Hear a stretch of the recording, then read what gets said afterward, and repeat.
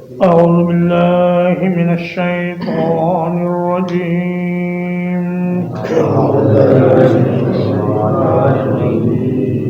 قالوا أأنت فعلت هذا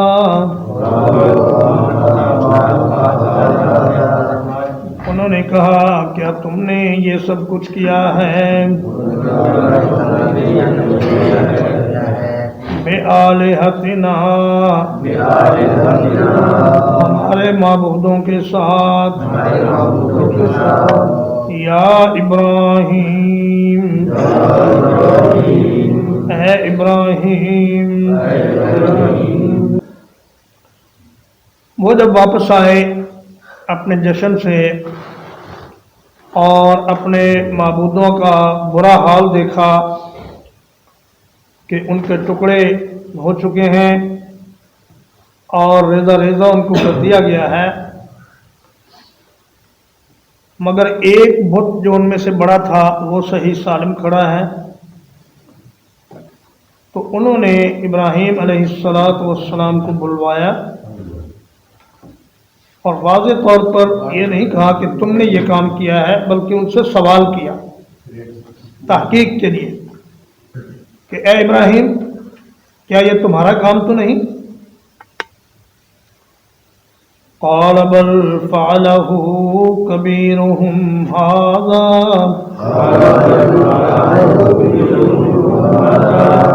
ابراہیم علیہ السلام نے فرمایا کہ بلکہ یہ ان کے بڑے نے یہ کام کیا ہے۔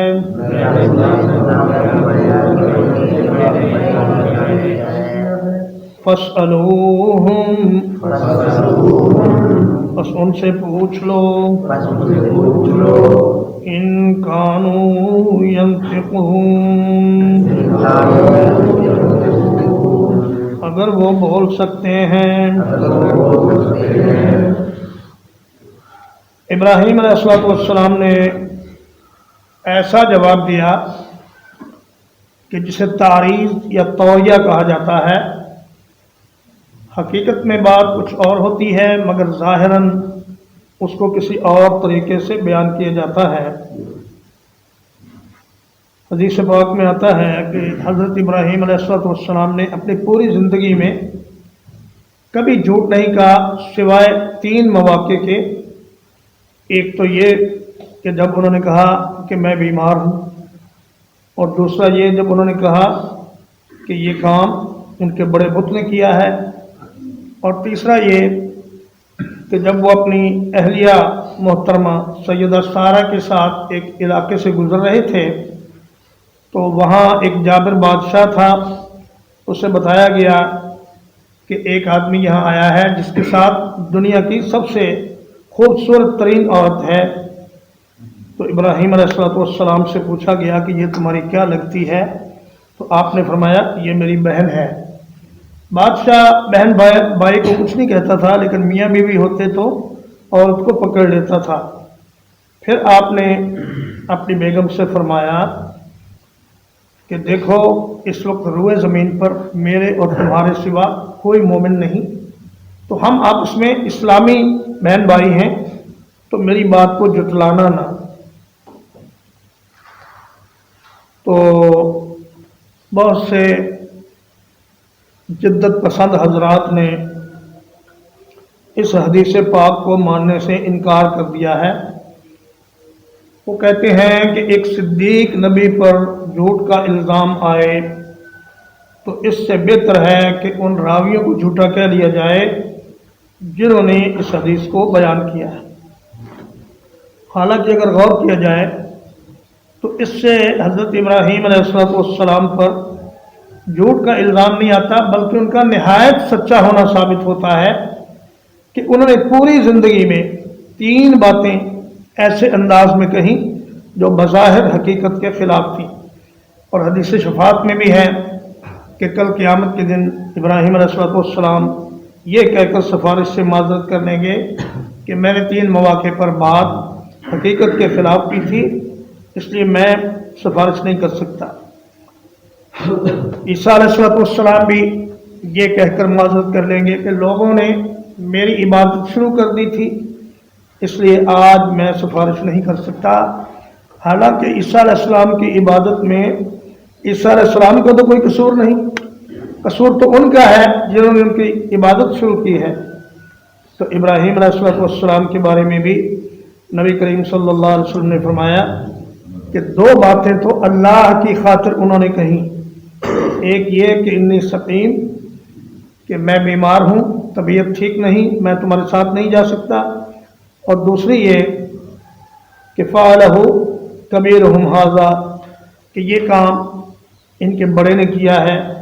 اور تیسری انہوں نے اپنی ذاتی وجہ سے یہ بات کہی.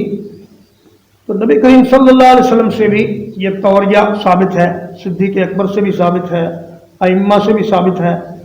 جیسے کہ نبی صلی اللہ علیہ وسلم نے جانا ہوتا شمال کو تو آپ خبر مشہور کر دیتے کہ ہم جنوب کو جا رہے ہیں، اور آپ نے فرمایا کہ الحرب خدعۃ، جنگ ایک چال چلنے اور دشمن کو دھوکہ دینے کا نام ہے. چونکہ ابراہیم علیہ السلام بھی حالت جنگ میں تھے، اس لیے ان کے لیے یہ باتیں کہنا جائز تھا. امام ابن جوزی رحمہ اللہ ایک مجلس میں بیٹھے تھے، تو وہاں کچھ اہل سنت بھی تھے اور کچھ شیعہ بھی تھے. تو کسی نے یہ سوال کر دیا کہ حضرت بتائیے کہ حضرت ابو بکر افضل ہیں یا حضرت علی افضل ہیں؟ تو انہوں نے ایسا جواب دیا کہ جس سے دونوں فریق خوش ہو گئے. انہوں نے کہا افضل الصحابۃ من کان بنتہ فی بیتہ، کہ صحابہ میں افضل وہ ہے جس کی بیٹی اس کے گھر میں تھی. اب سنیوں نے یہ سمجھا کہ صدیق اکبر افضل ہیں اس لیے کہ ان کی بیٹی رسول اللہ صلی اللہ علیہ وسلم کے گھر میں تھی، اور شیعوں نے یہ سمجھا کہ علی افضل ہیں اس لیے کہ رسول اللہ صلی اللہ علیہ وسلم کی بیٹی حضرت علی کے گھر میں تھی. تو دونوں فریق مطمئن ہو کر چلے گئے. اس کو کہتے ہیں توریہ یا تعریض. تو حقیقت میں ابراہیم علیہ السلام کی صداقت پر ان باتوں سے کوئی حرف نہیں آتا، بلکہ جنہوں نے کہا کہ ان راویوں کو جھوٹا کہہ لیں تو عبداللہ ابن مسعود کو رضی اللہ تعالیٰ عنہ اور ابراہیم النخعی کو اور علقمہ کو اگر آپ جھوٹا کہیں گے تو آپ کے تو سارے مذہب کی بنیاد ہی زمین بوس ہو جائے گی، کیونکہ آپ کا سارا مذہب ہی انہی بزرگوں کے ذریعے نقل کیا گیا ہے اور انہی کے ذریعے سارے مسائل آپ تک پہنچے ہیں. لہذا ان کو جھوٹا کہنے سے بہتر یہ ہے کہ آپ اپنے فہم کے قصور کا اعتراف کریں.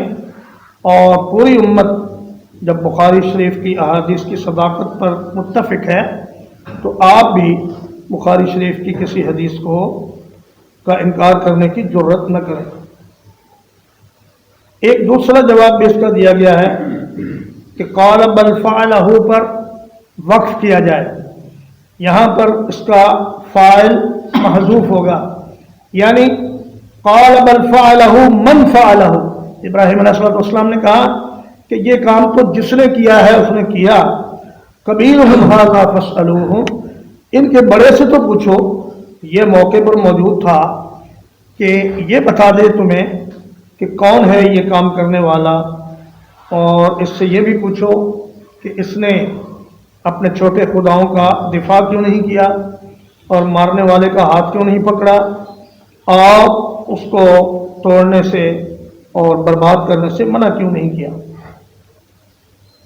فرجعوا إلى أنفسهم، تو پھر وہ اپنے دلوں کی طرف لوٹ گئے. فقالوا إنكم أنتم الظالمون،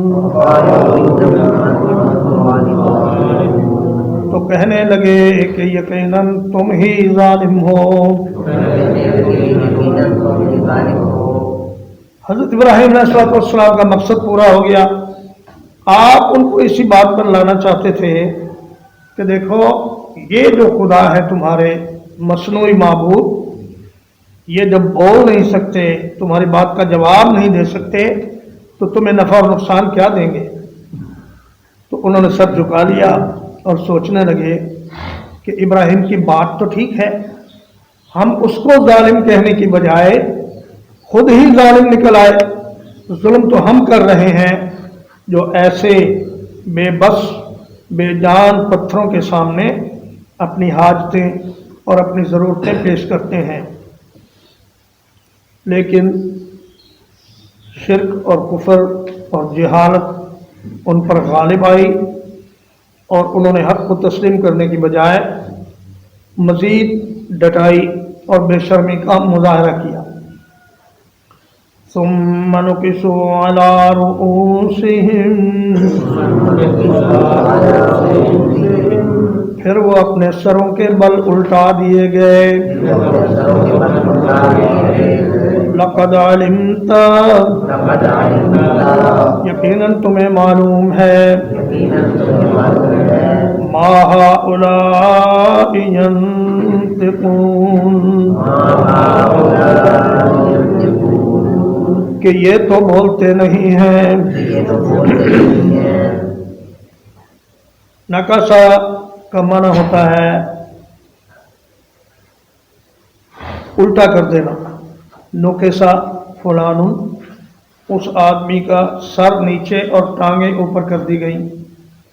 और नोकेसल वलदो उस वक्त कहते हैं जब बच्चा माँ के पेट में उल्टा हो जाए और उसका सर पहले बाहर आने की बजाय उसकी टांगें बाहर आ जाएं पहले, तो उसे कहते हैं नोकेसल वलदू।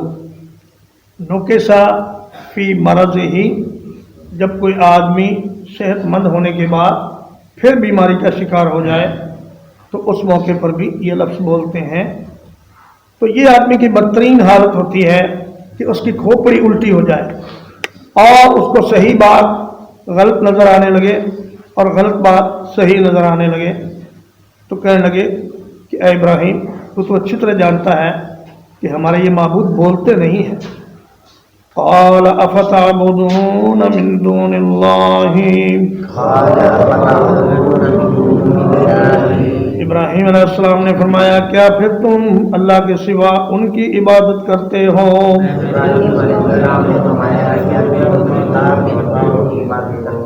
मा ला यनफ़उकुम शैअन, जो तुम्हें कुछ भी फायदा नहीं पहुंचा सकते। वला यज़ुर्रुकुम, और ना तुम्हें कोई नुकसान पहुंचा सकते हैं। उफ़्फ़िल लकुम, तुफ़ है तुम्हारे ऊपर। वलिमा ताबुदून मिन दूनिल्लाह, और उन पर भी जिन्हें तुम अल्लाह के सिवा पूजते हो। अफला ताक़िलून, क्या फिर तुम अकल से काम नहीं लेते? उफ का माना होता है हर किस्म की काबिल नफरत और गंदी चीज़ और बुरी चीज़ जिससे इंसान की तबीयत को घिन आए। फरमाया तुम पर उफ है, तुम पर तुफ है, और मैं तुमसे नफरत का इजहार करता हूँ। तुम ऐसी बेजान लकड़ियों और पत्थरों को पूजते हो जो तुम्हें कोई फ़ायदा नहीं दे सकती, ना तुम्हारा कोई नुकसान कर सकती हैं। अकल तुम्हारी कहाँ चली गई? अल्लाह को छोड़कर इन बेजान बुतों के आगे सजदे करते हो, इनके सामने चढ़ावे चढ़ाते हो, इनसे अपनी हाजतें मांगते हो। क़ालू हर्रिकूहु, उन्होंने कहा इसको जला दो। वंसुरू आलिहतकुम, और अपने माबूदों की मदद करो। इन कुंतुम फाइलीन, अगर वाकई तुम कुछ करने वाले हो। जब दलील के मैदान में नाकाम हुए तो धमकियां देने पर आ गए, जैसा कि अक्सर अंबिया के मुकाबले में हुक्मरान और बड़े चौधरी और वडेरे और सरदार किया करते हैं कि मूसा अलैहिस्सलाम के سامنے جب فرعون لاجواب ہوا تو اس نے کہا کہ میں تمہیں جیل میں ڈال دوں گا. تو انہوں نے بھی کہا کہ ابراہیم کو پکڑو اور اس کو نمرود کے پاس لے چلو، بادشاہ وقت کے پاس، اور ان سے یہ درخواست کی جائے کہ گواہوں کی گواہی کی موجود روشنی میں اس آدمی کو آگ میں جلا کر بھسم کر دیا جائے تاکہ یہ ہمیشہ کے لیے خاموش ہو جائے اور آئندہ ہمارے خداؤں کے خلاف کوئی بولنے والا نہ رہے. وہاں حضرت ابراہیم علیہ السلام کا نمرود کے ساتھ ایک مناظرہ ہوا جس کا ذکر سورۃ البقرہ میں موجود ہے. جب نمرود لاجواب ہوا تو وہ سخت غضبناک ہوا اور غصے میں آ کر اس نے کہا کہ ایک بڑا الاؤ آگ کا جلاؤ اور اس میں ابراہیم کو پھینک کر ان کو جلا کر کوئلہ کر. ترجمہ ایک بار. قالوا أأنت فعلت هذا، کہنے لگے کیا تم نے یہ کیا ہے بآلہتنا، ہمارے معبودوں کے ساتھ، یا ابراہیم، اے ابراہیم. قال بل فعله كبيرهم هذا، ابراہیم علیہ السلام نے فرمایا بلکہ یہ سب کچھ کیا ہے ان کے اس بڑے نے. ابراہیم علیہ السلام نے فرمایا بلکہ یہ سب کچھ کیا ہے ان کے اس بڑے نے. فاسألوہم، ان سے پوچھ لو، ان کانوا ینطقون، اگر یہ بول سکتے ہوں. فرجعوا الی انفسہم، تو اپنے دلوں میں سوچنے لگے. فقالوا انکم انتم الظالمون، پھر کہنے لگے یقیناً تم ہی ظالم ہو. ثم نكسوا على رؤوسهم، پھر وہ اپنے سروں پر الٹا دیے گئے. لقد علمت، یقیناً تجھے معلوم ہے، ما هؤلاء ينطقون، کہ یہ بت تو بولتے نہیں ہیں. قال افتعبدون، ابراہیم علیہ السلام نے فرمایا کیا پھر تم عبادت کرتے ہو من دون اللہ، اللہ کے سوا، ما لا ينفعكم شيئا، ان چیزوں کی جو تمہیں کوئی فائدہ نہیں دے سکتی.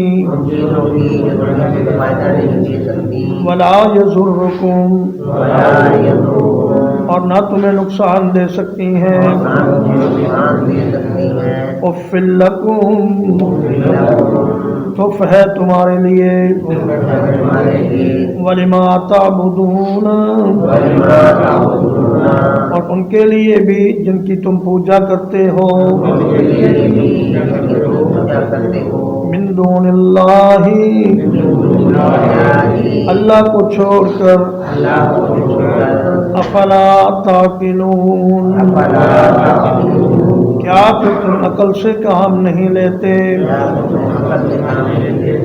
قالوا حرقوه، کہنے لگے اس کو جلا ڈالو. وانصروا آلہتکم، اور اپنے معبودوں کی مدد کرو. ان کنتم فاعلین، اگر تم واقعی کچھ کرنا چاہتے ہو. صلی اللہ علیہ نبینا محمد وآلہ وصحبہ اجمعین.